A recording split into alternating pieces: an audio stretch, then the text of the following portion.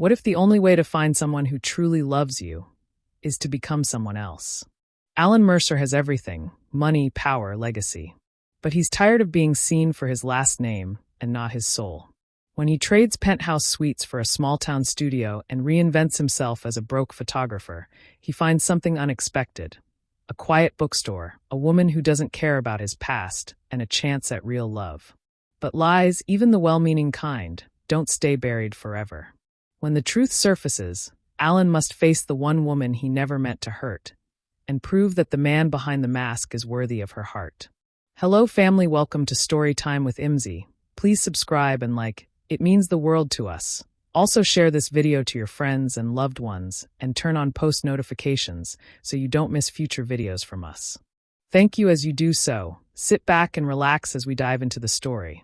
The velvet curtains of the penthouse suite hung like guards at a palace gate, shielding the world outside from the man within. Alan Mercer stood barefoot on the polished marble floor, a tumbler of untouched scotch in his hand. The city glittered beyond the glass wall behind him, a forest of steel and glass drenched in late-night neon. To others, this view was the pinnacle of success. Manhattan spread at his feet, billions behind his name, and power at his fingertips. But to Alan, it had never looked emptier.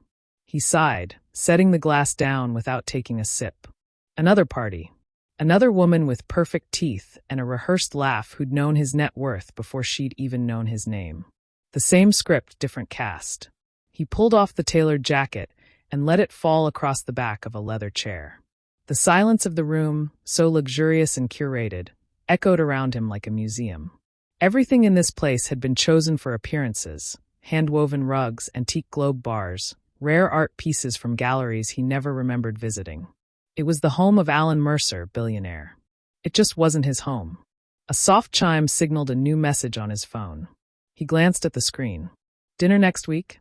Thought of you when I saw this Bentley ad, face blowing a kiss. Vanessa. He closed the message with a quiet snort.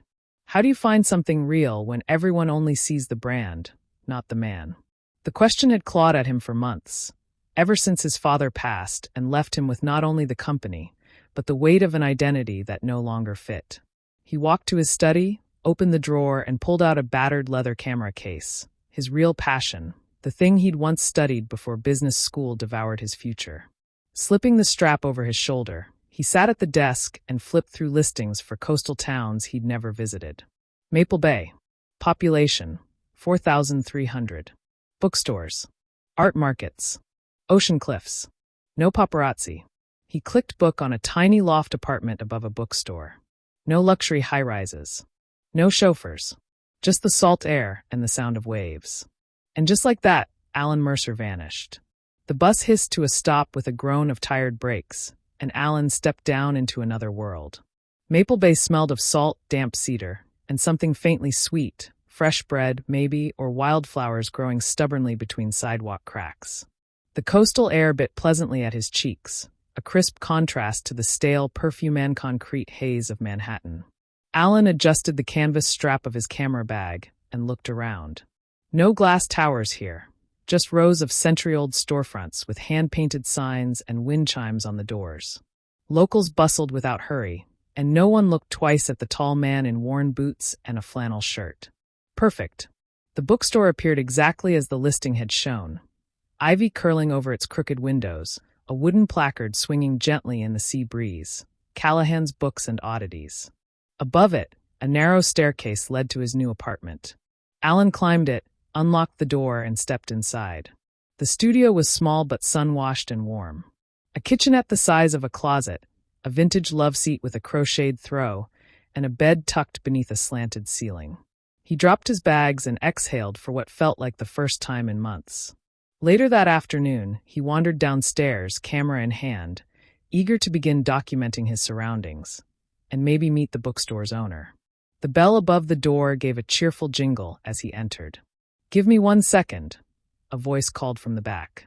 Books lined the shelves in glorious, chaotic abundance, spines of every color, handwritten tags, stacks on tables like unclaimed treasure. The air was paper and spice, a scent that made something inside him settle. From behind a row of shelves, she emerged. June Callahan. She wore a loose cardigan over a faded band tee, her auburn hair tied in a messy knot that still managed to look effortless. A pencil was tucked behind one ear, and a small smear of ink colored the side of her hand. Her eyes were quick and curious, hazel with flecks of gold. "Can I help you?" she asked, giving him a polite but distracted smile as she wiped her hands on a cloth. Alan hesitated. The truth sat heavy in his throat, but he shoved it down. No designer watches. No name to recognize. Here, he was just a man with a camera. "Just browsing," he said. Then, after a beat, "I just moved in upstairs." June's eyebrows lifted slightly. "Oh, you're the new tenant. Alan, right?" "Yeah, Alan Moore." "Welcome to Maple Bay, Alan Moore," she said, offering a hand still faintly ink-stained. "Hope you like books and fog. We've got plenty of both."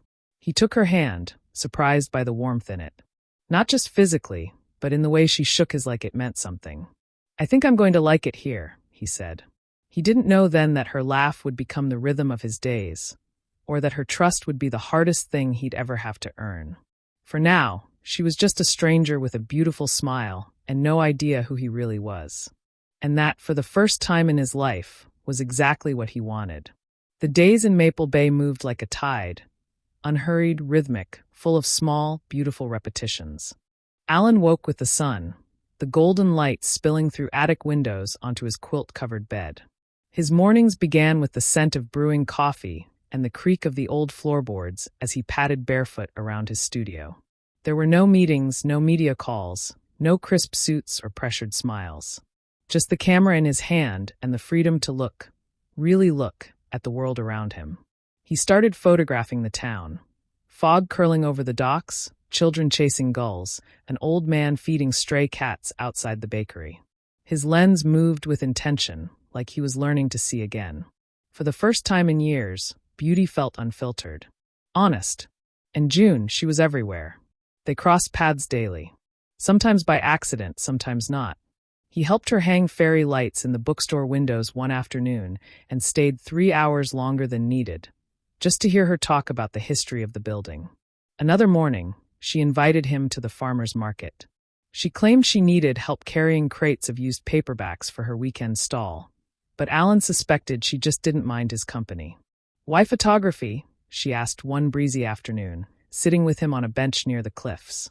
Below them, waves crashed against the rocks, the sea brash and beautiful. He lowered his camera. "It's a way of capturing truth, I guess. Moments that aren't rehearsed, that aren't packaged." She tilted her head. "Like people." "Exactly." June didn't push. She never asked about his past, and he never offered more than fragments. A childhood in various cities, a vague mention of a complicated family business. She accepted his half-truths without suspicion, and that only made the guilt sting sharper. Because the truth was, Alan was rehearsed. Everything she saw, the modest clothes, the cheap apartment, the quiet life, was carefully constructed. Not a lie, not exactly, but not the full picture either. He didn't know if she would understand. Or forgive. But in the glow of her laughter, the tension inside him softened. One night, as they locked up the bookstore together, June turned to him on the steps. "I don't usually get along with people so fast," she said, a little awkward, a little amused. "But you're easy to be around. Like the quiet part of a song." Alan stared at her, struck silent. It wasn't love yet, but it was something. And for the first time in his life, that something didn't come with a price tag. The illusion started to fray on a Tuesday. Alan was behind the counter of the bookstore, flipping through a dog-eared photography zine June had insisted he borrow, when the bell above the door jingled. Harder than usual, sharp like a snapped string. "Thought I recognized that mop of hair." The voice hit like a cold wind through the open door. Alan froze, spine straightening. He knew that voice. Trevor Langley, son of a real estate magnate, cocktail party parasite, and longtime hanger-on in New York's elite social scene. Trevor looked out of place among the books and potted ferns, wearing an unzipped leather jacket over a designer tee, sunglasses still perched on his gelled head. He grinned like a cat who'd just found a mouse in a chef's kitchen. "Al, sorry, Eli, right? That's what you're going by now." Alan's jaw tensed. "Trevor, what the hell are you doing here?" "Little investment trip. Waterfront development pitch up the coast." He took a slow, deliberate scan of the store. But imagine my surprise when I saw your very recognizable face in town. Slumming it for art, huh? June appeared from the back room, holding a stack of wrapped packages. Hey, Alan, everything okay? Trevor turned, eyes lighting up with interest. And who's this? Ah, of course. June raised an eyebrow. Alan stepped forward quickly. June, this is an old acquaintance. Trevor, this is June Callahan. She owns the bookstore. Pleasure's mine, Trevor said, taking her hand with too much charm. Did he ever tell you who he really is? June glanced at Alan. I'm not sure what you mean. Oh, he probably went with Alan Moore, right? That's his nomad name. But I'm guessing he didn't mention the Mercer family fortune. You know, hotels, magazines, yachts, the usual. A beat of silence. June blinked. Alan's voice was low. Stop it. Trevor held up his hands, mock innocent. Hey, I just think people should be honest with each other. Especially when there are feelings involved. Get out. Trevor smirked and backed toward the door. Just a tip, buddy. Lies have a funny way of surfacing. Especially in small towns. With another jingle of the bell, he was gone. The silence he left behind wasn't angry. Not yet. But it was thick, suspicious, strained.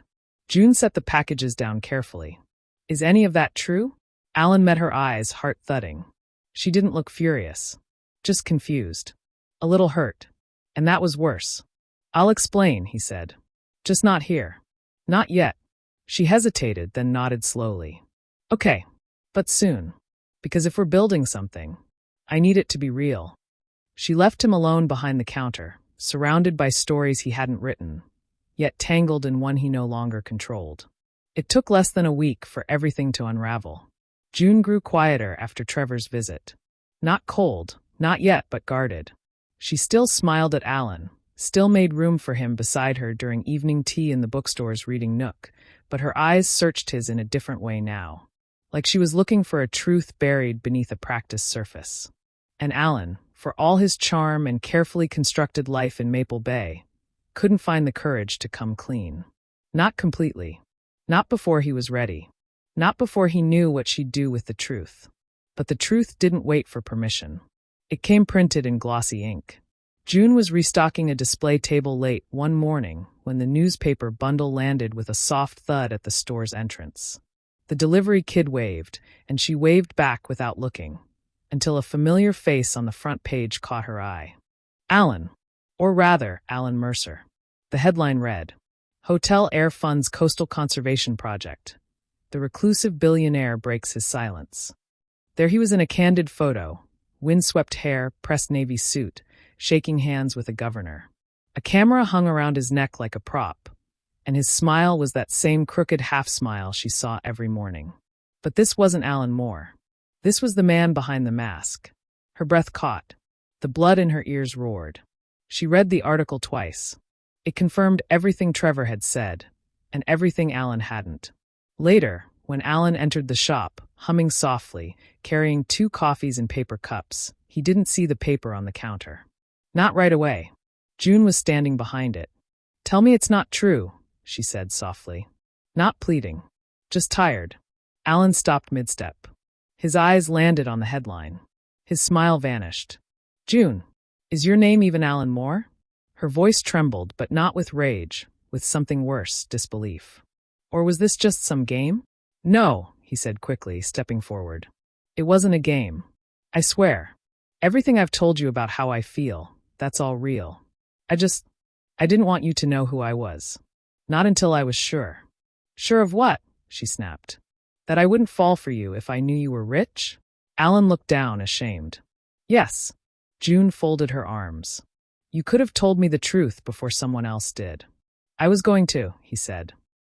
God, June, I've never met anyone like you. You saw me. Not my name, not my money. Just me. And I didn't want to lose that.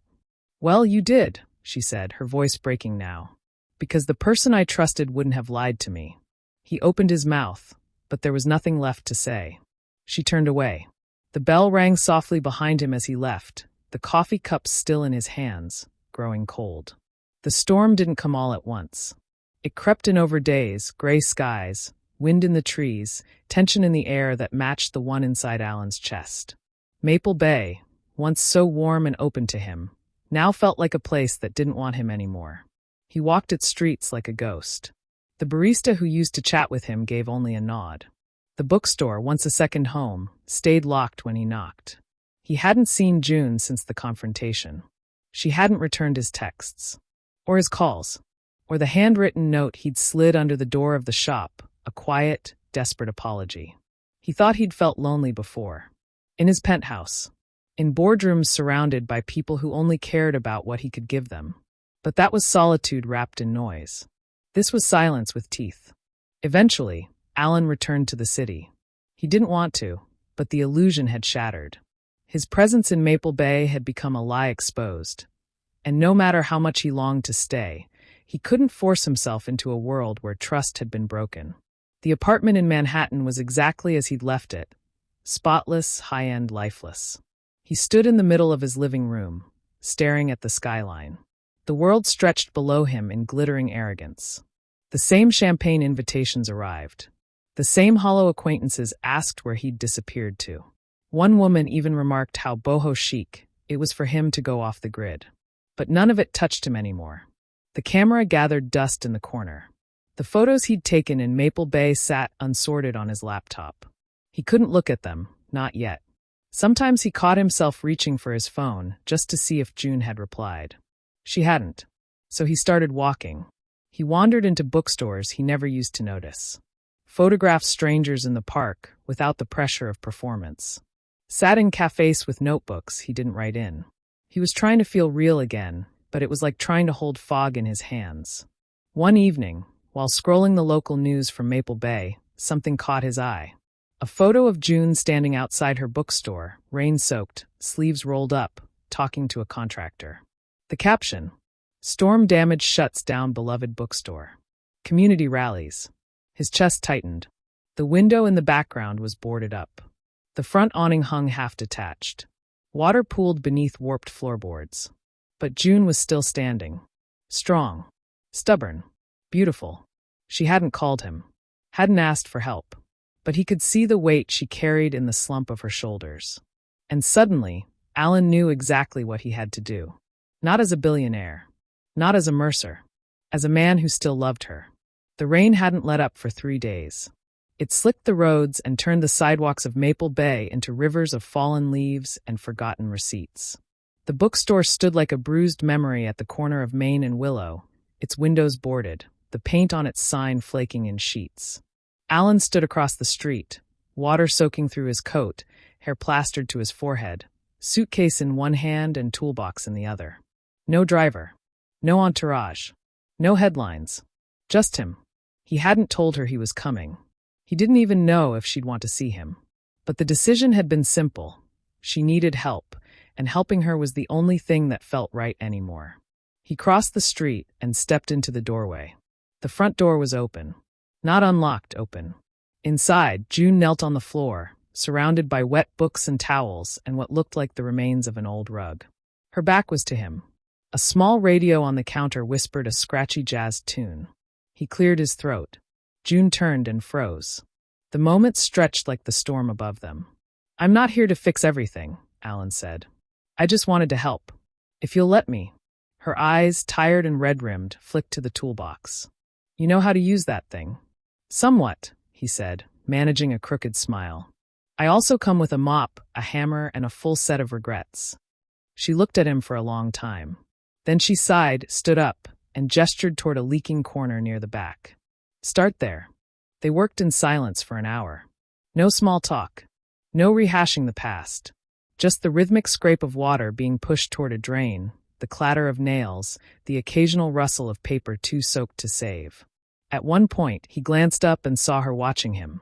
Not with softness, but with curiosity. Like she wasn't quite sure what she was seeing anymore. Finally, he spoke. "I didn't come back to win you over." She raised a brow. "No. I came back to show you who I really am. Not who I was pretending to be. Not the rich man hiding behind a name, or the fake poor guy trying to escape it." He set down the hammer and looked her in the eye. "I'm both. And I was scared that if I showed you everything, you'd walk away. And you did, and you were right to. But I'm still here, if you ever decide you want the truth. All of it." June didn't say anything at first. She crossed the room, picked up a half-dried copy of The Old Man and the Sea, and placed it gently on the counter. Then she turned back to him. "You lied to me," she said. "I did. You hurt me." "I know." She looked at him like she was deciding between two doors. The one that led back to something familiar, and the one that might lead somewhere she'd never planned to go. "I don't forgive you," she said, her voice quiet. "Not yet." Alan nodded. "But you can come back tomorrow. And the next day. There's a lot to fix." A breath Alan hadn't realized he was holding escaped him in a shaky laugh. "I've got time." She nodded once and turned back to her work. He joined her. And for the rest of the afternoon, they worked side by side. Not as lovers, not yet. Not even as friends. Just two people in the rain rebuilding something broken. Slowly, carefully, honestly. Spring arrived with little fanfare. The storms passed. The ocean calmed. And slowly, the town began to dry out, its wounds hidden beneath fresh coats of paint and the patient rituals of rebuilding. So did Alan. He returned to the bookstore every day. Not with roses or apologies, but with tools, meals, and sweat. He sanded warped floors, replaced broken shelving, and stayed late into the night helping June sort damaged inventory. They barely talked about the past. Words, in the end, mattered less than consistency. It was a slow thaw. One morning, June offered him coffee without asking. The next week, she laughed at one of his stories. And one evening, when he suggested adding a reading nook by the back window, she didn't just agree. She let him choose the chair. He never pressed. Never asked where they stood. The shape of their relationship was being redrawn, line by line, choice by choice. And then one warm afternoon in early April, it happened. June was up on a step stool, tacking a new string of fairy lights across the front window, when she lost her balance. Alan caught her mid-fall, hands on her waist, instinctive and steady. She looked at him, not with suspicion, not with pain, but with something gentler, familiar, unafraid. "I hated you for lying," she whispered, "but I hated missing you more." He held her like the answer he hadn't dared hope for. "I never stopped loving you," he said, "even when I knew I didn't deserve to." She searched his face for a moment, as if looking for any trace of the mask he used to wear. Then she kissed him. It wasn't dramatic or cinematic. No sweeping music or startled gasps from passers-by. It was quiet, real. The kind of kiss that only comes when forgiveness has already begun. The town moved on around them. The sea rolled in, then out again. Somewhere down the street, a gull cried overhead. But here, in the soft glow of fairy lights and the scent of old pages and fresh wood, two people began again. Not as Alan Mercer and June Callahan. Not as a billionaire and a bookstore owner. Just as two people who had told each other the truth and found love in its light.